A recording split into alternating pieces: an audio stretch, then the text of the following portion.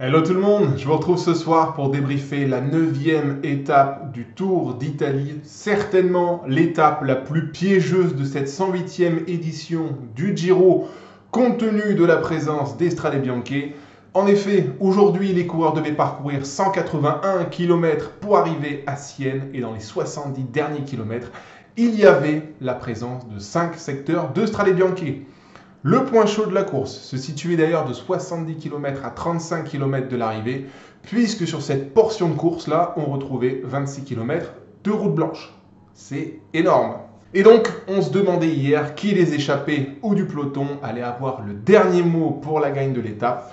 Une certitude demeurait cependant, des favoris devaient perdre gros aujourd'hui et le but c'était d'arriver à Sienne sans débours sur ses adversaires directs. Bien, je résume très brièvement cette étape avant de rentrer dans le débrief.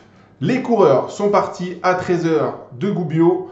Une première échappée s'est dégagée dans la première heure de course. On va retrouver à l'avant Caden-Groves et Quinter Hermans d'Alpecin, Milan Fretin de Cofidis, Dries de Bond de Decathlon, Taco van der Horn d'Intermarché et Luc Lamperti de Soudal. Les 6 hommes vont bénéficier d'un avantage max de 2 minutes 30, mais tour à tour, UAE et Q36 vont maintenir l'échappée à portée de fusil. 68 km de l'arrivée. On rentre dans le premier secteur de cette étape. Lidl, mais full gas avec Mats Pedersen. Ulissi, très mal placé à l'entrée du secteur, dit déjà adieu à son maillot rose. La course vole en éclats. Il y a 36 000 véhicules qui accompagnent les coureurs. C'était très pénible. On ne voyait rien du tout. 30 gars vont se dégager en tête de peloton. À ce moment-là et dans ce groupe-là, Lidl, Ineos et UAE sont les équipes les mieux fournies. À la sortie du premier secteur, on retrouve deux Alpecin en tête de course, Caden-Groves et Quinten Hermans. Tous les favoris répondent encore à l'appel. Côté français, Gaudu est extrêmement loin. Fortunato et Ulissi, les deux premiers du général ce matin, sont encore plus loin. Journée catastrophique pour Astana. 54 km de l'arrivée, les coureurs entament le deuxième secteur. Michael Storer chute à l'entrée du secteur dans le groupe favori. Pedersen, qui a fait tout le premier secteur à bloc, se relève et c'est Ineos qui va prendre le relais. Alors que le groupe prend la largeur de la route, Primoz Roglic et Tom Pidcock tombent dans un 90 gauche. Je ne sais pas dire si c'est un Ineos ou Brandon McNulty qui est parti à la faute en premier, mais le constat est là, Roglic est dans la merde. D'autant que Del Toro accélère directement. J'aime beaucoup Isaac Del Toro, mais le move était assez moyen à ce moment-là. Bernal va embrayer dans sa roue et un groupe de 7 va se dégager en tête de course. On retrouve donc devant les deux coureurs Alpecin, Groves et Hermans, trois coureurs Ineos, Bernal, Rivera, Arensman, puis Wout van Aert et Isaac Del Toro. Derrière, Roglic s'arrête cette fois pour crevaison. Le Slovène est comme toujours extrêmement poissard. Et à la sortie du deuxième secteur, le groupe de 7 a pris large et a 30 secondes d'avance sur le reste des favoris. À 1 minute, on retrouve Tom Pidcock et à 1 minute 30, Primoz Roglic. 42 km de la ligne d'arrivée, entrée dans le troisième secteur de Strade Bianche. Les deux échappés d'Alpecin disparaissent en tête de course. Restent donc les trois Ineos, Bernal, Rivera, Arensman, puis le duo Wout van Aert, Isaac Del Toro. À 40 secondes de ces gars-là, le groupe Ayuso explose. Les leaders sont isolés en dehors de l'Espagnol qui peut encore compter sur Adam Yates et Brandon McNulty. Primoz Roglic, Michael Storer, Derek G et Tom Pidcock sont plus loin. Devant, dans ce secteur-là, Thymen Arensman a un problème mécanique et va reculer dans le deuxième échelon avec Ayuso et compagnie. Petit point à la sortie du troisième secteur. Rivera, Bernal, Van Aert, Del Toro ouvrent la route. Un deuxième échelon, Vacek et Harper viennent de sortir en poursuite. À 45 secondes côté favori, on retrouve Ciccone, Carapaz, Ayuso, Tiberi, Simon Yates et Arensman. Et à 1 minute 20, pointe Roglic, Pidcock, G et Storer. Reste alors 34 km, on en a fini avec le gros des Strade Bianche et les coureurs sont désormais sur une longue transition bitumée pour aller chercher le quatrième secteur. Sur cette portion, Matthias Vacek va se débarrasser de Chris Harper et va rentrer seul sur les 4 de devant. Où Wout van Aert et Isaac Del Toro font de la patinette. Ce sont Rivera et Bernal d'Ineos qui font tout le boulot. 20 km de la ligne, c'est l'entrée du quatrième secteur, court et en bosse. Devant, Isaac Del Toro attaque, Brandon Rivera est distancé. C'est dur pour Bernal et Vacek qui parviennent malgré tout à s'accrocher. Derrière, UAE fait bloc autour d'Ayuso.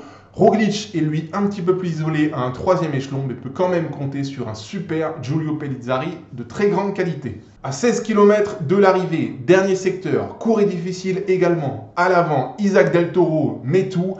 Bernal et Vacek sont cette fois distancés. Wout van Aert est à la limite mais tient choc. Et à la sortie du secteur, à 14 km de l'arrivée, Van Aert et Del Toro ont 20 secondes d'avance sur Bernal et Vacek. À 1 minute, on retrouve le groupe favori. Et à 2 minutes, déjà, Roglic, G, Storer et Pidcock. Dans les 10 derniers kilomètres, Matthias Vacek va se relever pour emmener Ciccone et condamner Bernal. À 6 km de la ligne, restent donc 3 échelons de course. Au premier, on retrouve Wout van Aert et Isaac Del Toro. À 1,15, le groupe Ayuso. Et à 2 minutes 20, Roglic, G, Storer et Pidcock. L'étape se joue donc entre Wout van Aert et Isaac Del Toro dans un dernier kilomètre identique à celui d'Estrade Bianchi.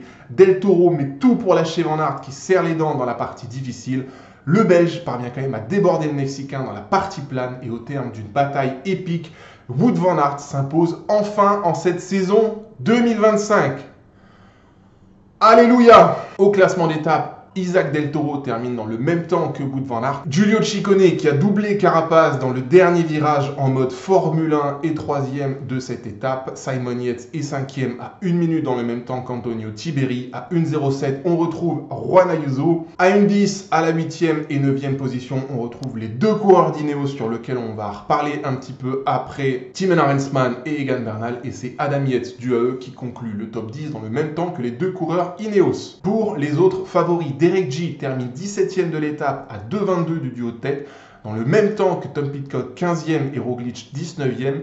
Storer termine lui 25e de l'étape à 2,27. Au général, chambardement total. Isaac Del Toro, le chouchou de cette chaîne, prend le pouvoir et c'est historique. Del Toro est le premier Mexicain leader en grand tour de l'histoire. Au terme de cette étape, le Mexicain s'est envolé à la tête du classement général. Juan Ayuso, son coéquipier et leader, je le rappelle, est désormais 2e à 1 minute 13.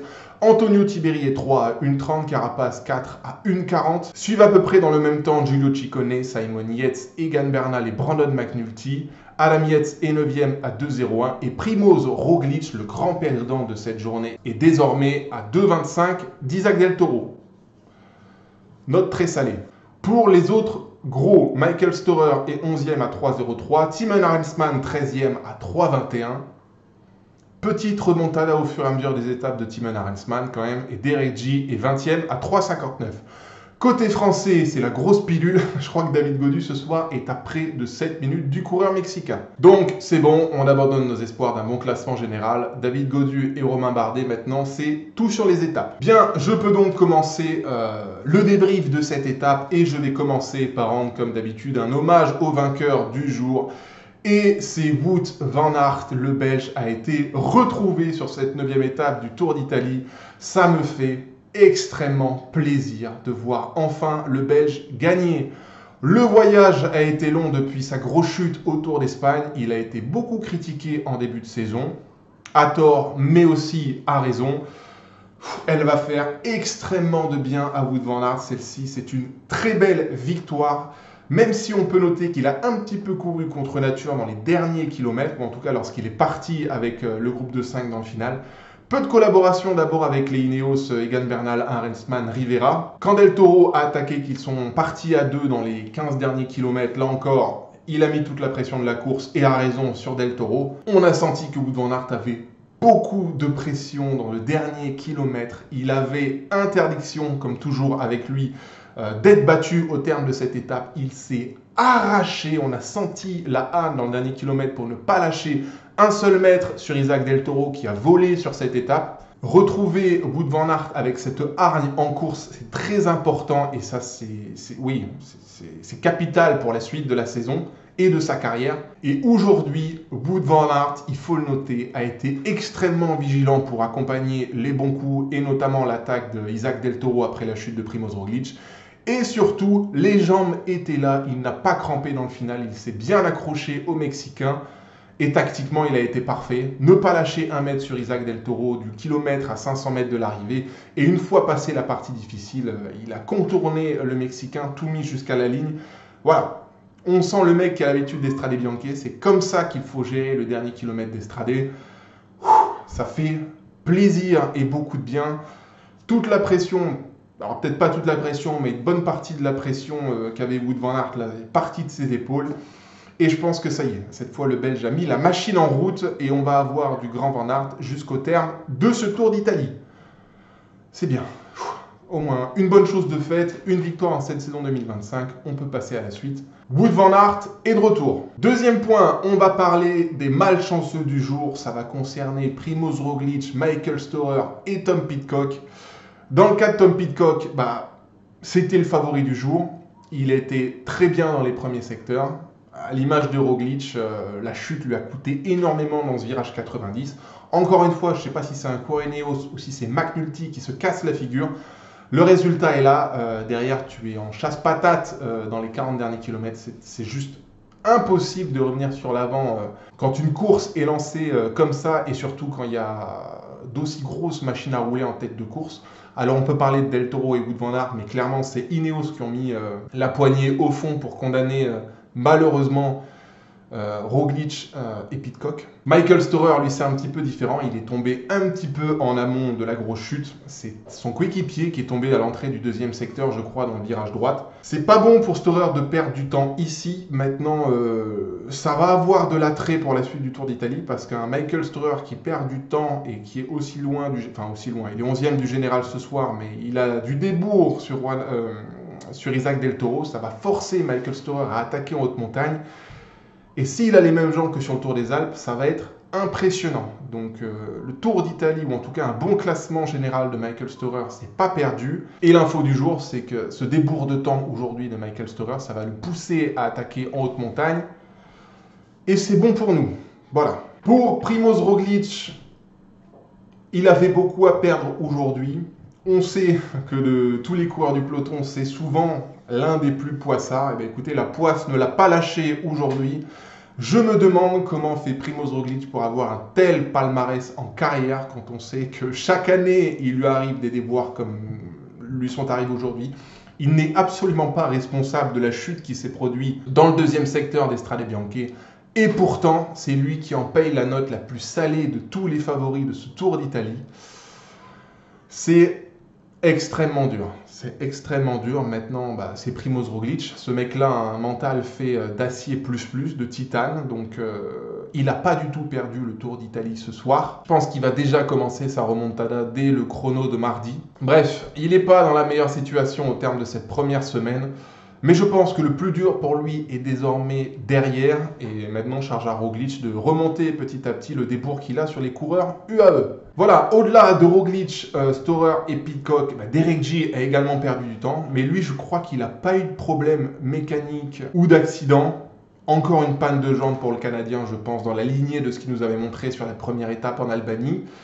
Voilà, il faut espérer que le Canadien monte en puissance en deuxième et troisième semaine, mais pour l'instant, je crois que de tous les favoris qu'on avait listés au départ du Tour d'Italie, c'est celui qui est le plus loin ce soir et au terme de la première semaine de ce Tour d'Italie.